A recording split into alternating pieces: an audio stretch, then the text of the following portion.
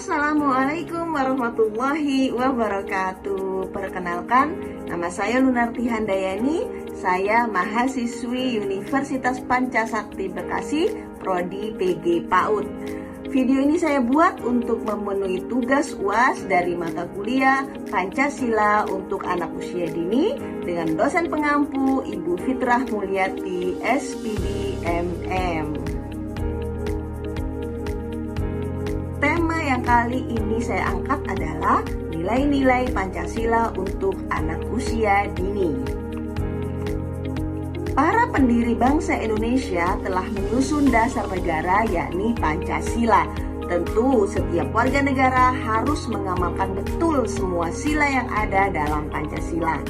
Nilai-nilai luhurnya menjadi pondasi dalam diri setiap anak agar kelak ketika anak itu dewasa memiliki karakter kebangsaan.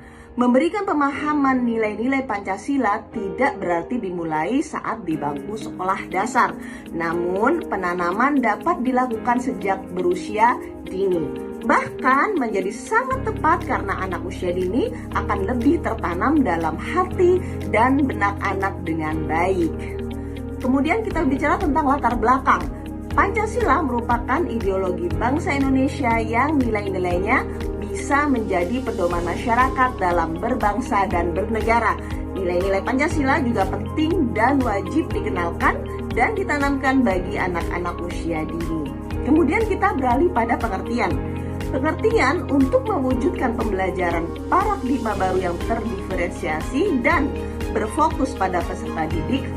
Satuan pendidikan harus melaksanakan tahapan-tahapan perencanaan, pembelajaran, dan asesmen intrakurikuler. Kurikulum PAUD adalah seperangkat rencana dan pengaturan mengenai bahan ajar serta cara yang digunakan sebagai pedoman penyelenggaraan kegiatan pembelajaran PAUD, di mana kurikulum PAUD bertujuan untuk mengembangkan seluruh potensi anak agar kelak dapat berfungsi sebagai manusia yang utuh sesuai kultur, sesuai budaya, dan falsafah suatu bangsa. Kemudian selanjutnya ada prinsip-prinsip pengembangan kurikulum. Yang pertama adalah kurikulum harus bersifat luas. Yang kedua, kurikulum dikembangkan atas dasar pengembangan secara bertahap. Yang ketiga, melibatkan anak didik, orang tua, dan masyarakat. Kemudian yang keempat, kurikulum mampu melayani kebutuhan individu anak. Yang kelima, kurikulum dapat mencukupi kebutuhan dan nilai masyarakat. Yang keenam, sesuai dengan standar kompetensi. Yang ketujuh, dapat memberikan layanan anak berkebutuhan khusus. Yang kedelapan, menjalin hubungan dengan keluarga dan masyarakat. Kemudian yang kesembilan, memberikan perhatian tentang kesehatan dan keselamatan anak. Kemudian yang kesepuluh, mengembangkan prosedur pengelolaan lembaga. Dan yang ke-11, pengelolaan sumber daya manusia. Dan yang terakhir adalah penyediaan sarana dan prasarana. Bagaimana tentang pengimplementasi kurikulum sendiri? Yaitu yang pertama, pengimplementasian kurikulum diwujudkan dalam bentuk pengalaman belajar dengan prinsip-prinsip yang menjadikannya lebih mudah dan lebih efektif untuk dikomunikasikan ke berbagai pihak seperti pimpinan sekolah, pendidik, pengawas sekolah, dan staf pendukung lainnya. Kemudian mengimplementasikan kurikulum di lembaga PAUD serta melakukan pengelolaan kelas dan lingkungan belajar yang kondusif. Kemudian kita akan membahas tentang lingkungan belajar. Lingkungan belajar yang kondusif itu apa sih ya? Lingkungan belajar yang kondusif adalah lingkungan belajar di sekolah dalam suasana berlangsungnya proses belajar dan mengajar.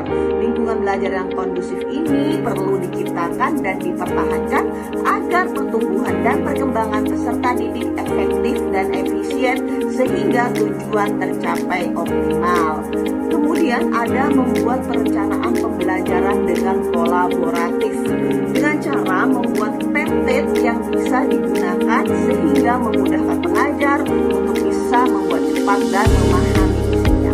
Bagaimana langkah-langkah membuat pembelajaran yang efektif ya? Pertama, langkah membuat pembelajaran yang efektif, pahami tujuan, kemudian kenali murid ya. Kemudian